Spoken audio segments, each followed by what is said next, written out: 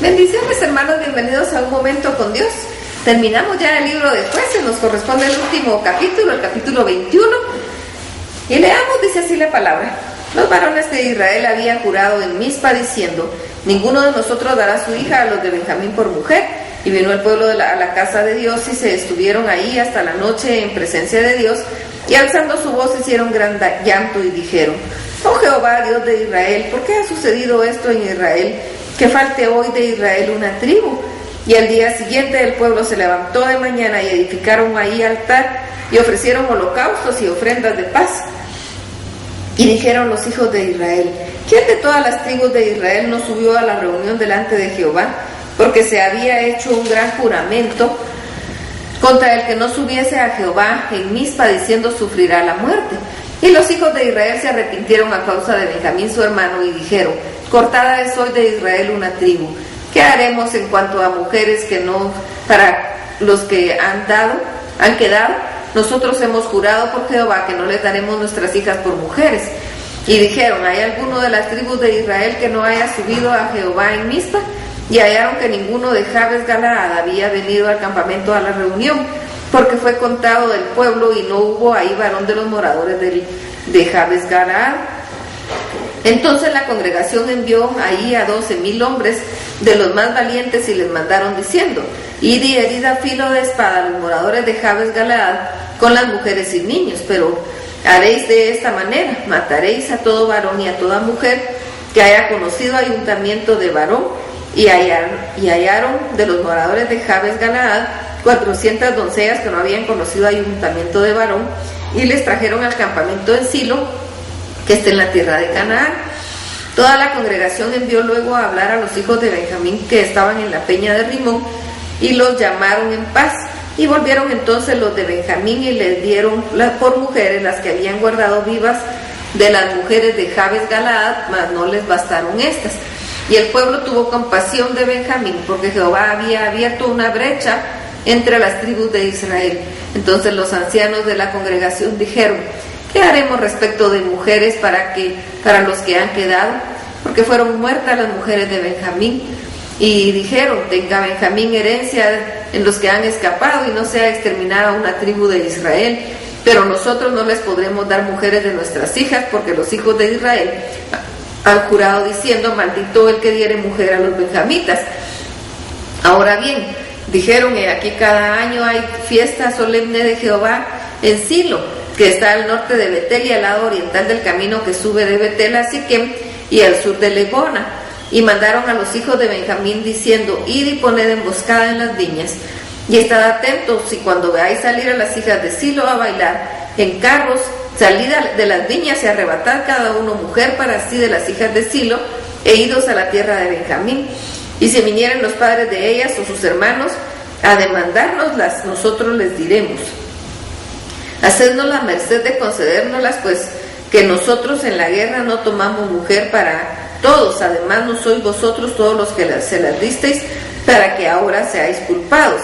Y los hijos de Benjamín lo hicieron así, tomaron conforme a su número, robándolas de entre los que danzaban, y se fueron y volvieron a su heredad y edificaron las ciudades y habitaron en ellas.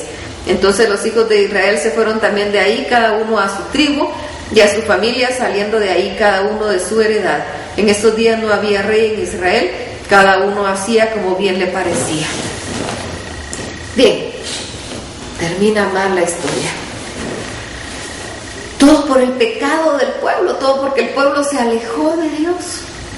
Este libro empieza triste y termina triste, porque desde el principio nos habla que murió Josué. En el capítulo 2 nos dice que murió Josué y toda su generación, y que Dios, y que se levantó una nueva generación que no conocía ni adoraba a Dios, y que Dios levantó jueces. Y que cuando el juez vivía, el pueblo estaba con Dios, y cuando el juez moría, el pueblo se apartaba de Dios. Entonces empieza triste. El pueblo como que necesitaba látigo, como que necesitaba capataz que estuviera latigándolo y diciéndole que tenía que estar pegado a Dios. Como que necesitaba, como que le urgía estar en problema, en dolor, para pedir y clamar a Dios, porque cada vez que se separaban, caían en cautiverio. y clamaban a Dios y Dios los escuchaba.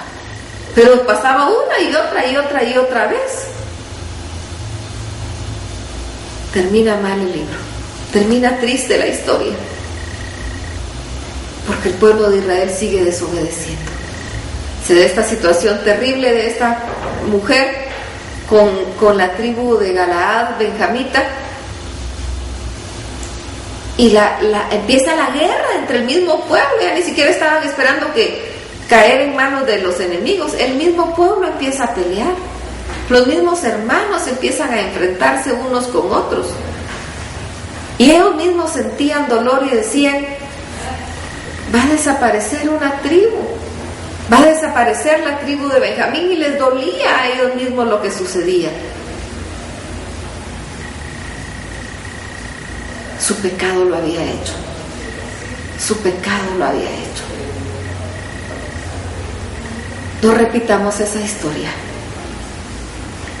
Tenemos la obligación de pasar nuestro legado espiritual a la siguiente generación. Nosotros hemos recibido un legado, ya sea de primera mano, que nosotros hayamos sido los que hemos conocido al Dios de verdad y de luz, y hemos tenido y temido su palabra, o sea que nosotros lo hayamos heredado y hayamos conocido, pero ya venían antepasados nuestros con la palabra del Señor. No importa, de todos modos tenemos un legado.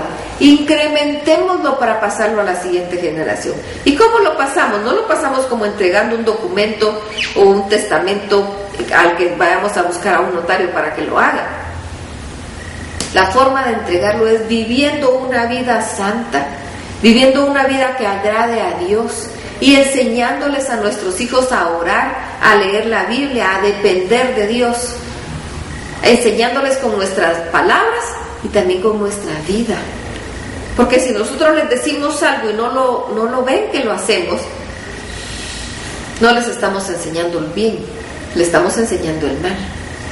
Que no nos pase esto que pasó con el pueblo de Israel, sino que al contrario, al ir pasando el tiempo, vengan generaciones y generaciones más fortalecidas en el Señor y más fortalecidas en el Señor. Y una generación quedó aquí, la otra quedó aquí, la otra quedó aquí, la otra quedó más arriba. Fortalecidos en el Señor, más llenos de la palabra del Señor. Pero tenemos la obligación de pasar la palabra a la siguiente generación, pasar nuestro legado espiritual a nuestra siguiente generación. Así que no descuidemos nuestra santidad, no descuidemos nuestra relación con Dios, no descuidemos nuestra intimidad con Dios, no descuidemos el tener momentos con Dios diarios, en la lectura de la palabra y en la oración. Eso fortalecerá nuestra vida y nuestros hijos lo verán. Y ellos aprenderán a confiar en Dios. ¿Qué hacemos cuando estamos bajo una dificultad? ¿Corremos, gritamos, maldecimos? ¿O acudimos a Dios y esperamos en Él? Porque eso es lo que nuestros hijos ven. Y ellos al crecer van a decir: yo vi cuando mis padres pasaron por esto y esto, y ellos se arrodillaron y postraron en Dios y vi a Dios actuar. Pero si no, ellos van a decir: yo vi cuando mis padres tuvieron una dificultad pequeña y los vi maldecir, y Él va a terminar haciendo lo mismo. Así que piensa lo que haces y pasa un buen legado, un legado espiritual incrementado a tu siguiente generación. Vamos a orar y pedirle a Dios que nos dé sabiduría y que nos ayude a vivir en santidad y que nos ayude a vivir como a Él le agrada, para pasar ese legado incrementado a la siguiente generación. Oremos, platiquemos con el Señor, que Él nos llene de Él, que nos llene de su gracia y nos llene de su amor. Y también a nuestros hijos, a nuestros nietos, a nuestros bisnietos, a nuestros tataranietos, que reciban la bendición, que sea incrementada. Vamos, hermanos, platiquemos con el Señor. Que Dios los bendiga.